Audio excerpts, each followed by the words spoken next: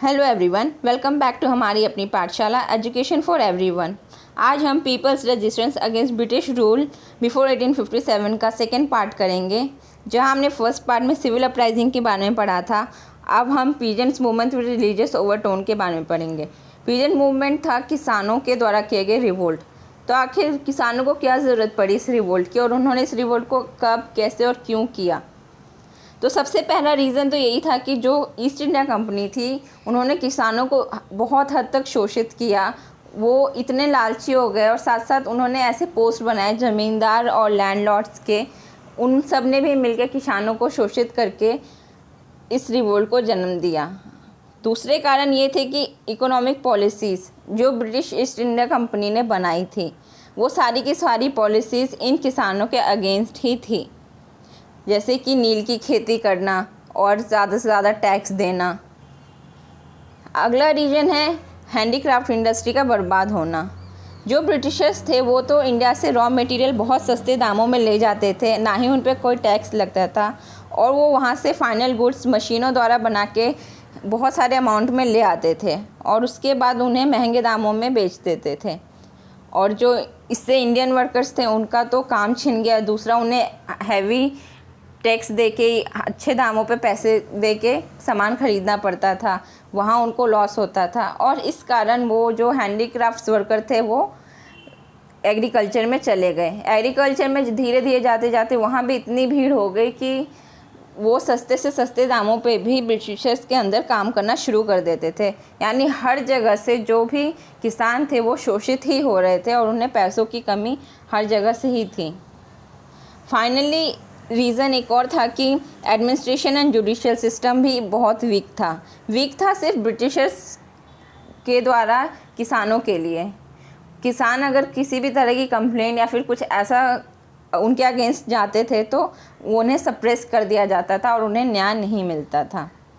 इन्हीं सब छोटे बड़े कारणों ने किसानों को इस रिवोल्ट के लिए उकसाया और उन्होंने इस रिवोल्ट को अंजाम दिया। और यही छोटे छोटे किसान मूवमेंट आगे चल के 1857 के रिवोल्ट को जन्म देते हैं। तो सबसे पहला है नारकेल बेरी अपराइजिंग। मिस्टर नीतहर अली, जिन्होंने टीटू के नाम से भी जानते हैं, वो मुस्लिम टेनेंट इनसे इंस्पायर होकर वेस्ट बंगाल में विद्रोह कर रहे थे हिंदू ज़मींदारों के ख़िलाफ़। क्योंकि जो ज़मींदार थे उनकी भी पूरी पॉलिसी ग्रीडी थी, लालची थी, और वो भी ज़्यादा से ज़्यादा इन किसानों को कंपनी के साथ मिलकर शोषित ही कर रहे थे।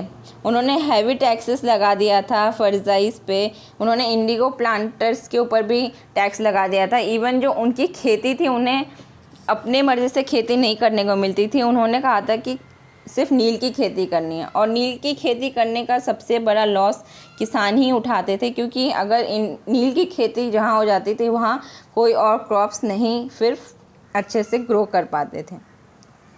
सेकेंड, इसका पॉइंट ये है कि ये पहला आम पीजेंट रिवोल्ट भी कह सकते हैं हम इसको, जो बाद में जाके रिलीजियस सेक्ट को लेके भी और भड़क गया और इस रिवोल्ट को बाद में जाके वहाबी मूवमेंट से मर्ज कर दिया गया। सेकेंड है पागलपंथीस जो थे वो भी सेमी रिलीजियस ग्रुप थे। मेनली कंसिस्ट करते थे हाजोंग और गारो ट्राइब्स को, जो कि बंगाल डिस्ट्रिक्ट में रहते थे। ये कर्मशाह द्वारा फाइंड किए गए थे। कर्मशाह ने कुछ किसानों को मिलाया और ज़मींदारों के खिलाफ़ इस विद्रोह को अंजाम दिया। ये विद्रोह 1825 से 1835 तक प्रोमिनेंट रहा, क्योंकि इस टाइम पे इन्होंने सिर्फ वही टैक्स दिया जो जेन्युइन था। ये नहीं कि जो ब्रिटिशर्स द्वारा लगाए गए एक्स्ट्रा टैक्स थे, इन्होंने उसका विद्रोह किया। और जब इस विद्रोह की आग इतनी बढ़ गई कि ईस्ट इंडिया कंपनी से संभाले नहीं जा रही थी, तो उन्होंने क्या किया, एक सेटलमेंट किया कि हाँ चलो तुम आधा टैक्स देना, और आधा टैक्स उनका माफ़ कर दिया गया। नेक्स्ट है फाराजाई रिवोल्ट।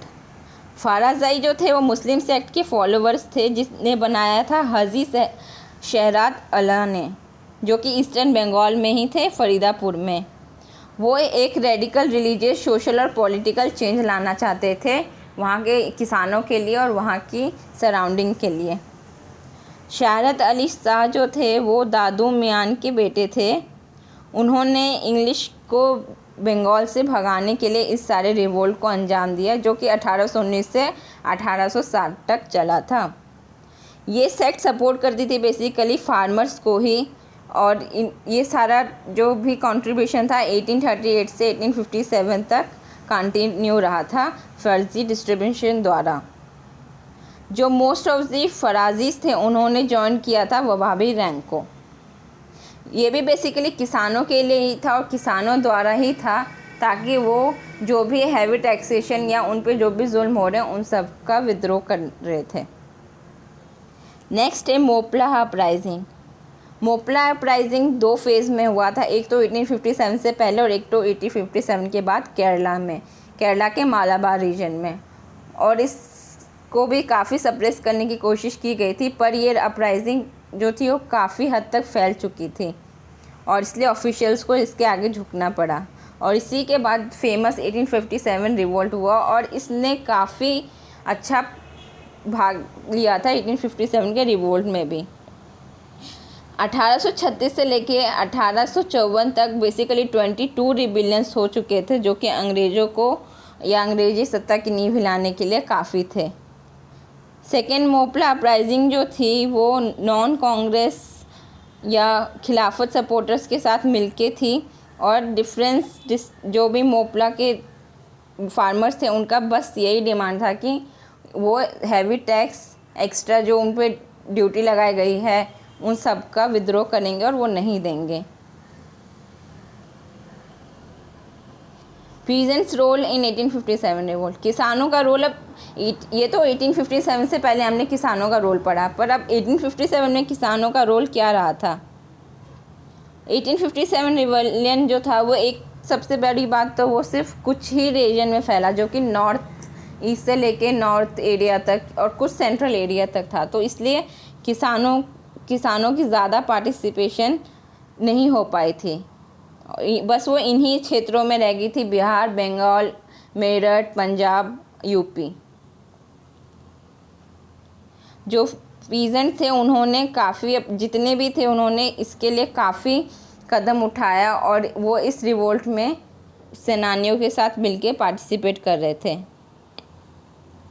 आखिर में जो कंपनी थी उन्हें इन रिवोल्ट के आगे झुकना ही पड़ा और उन्होंने इस चीज़ के लिए पीजेंट्स का या जो भी किसान थे उनको सपोर्ट किया।